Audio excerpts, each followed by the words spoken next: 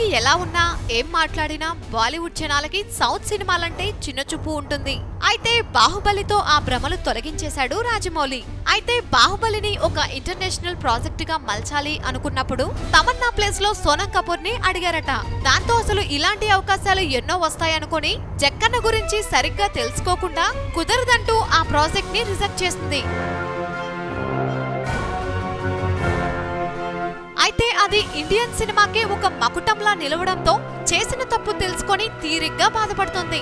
No filter with Neha అనే programme లో అన్ని నిజాలు చెప్పాల్సి ఉండడంతో సోనం తన బాధను అలా వెళ్ళగక్కింది. ఆ ఆఫర్ అందుకున్న మిల్కీ ఏమీ ఆలోచించకుండా ఓకే చెప్పి ఇంటర్నేషనల్ ఇమేజ్ తెచ్చుకుంది. సోనం కెరీర్ చూస్తే చెప్పుకోవడానికి ప్రేమ్ రతన్ తనపాయో నీర్జా తప్పితే వేరే సినిమాలే లేవు. మొత్తానికి ఒక తెలుగు సినిమాలో ఆఫర్ వదులుకున్నందుకు ఏళ్ల తరబడి బాధపడుతోంది స్టార్ హీరో కూతురు.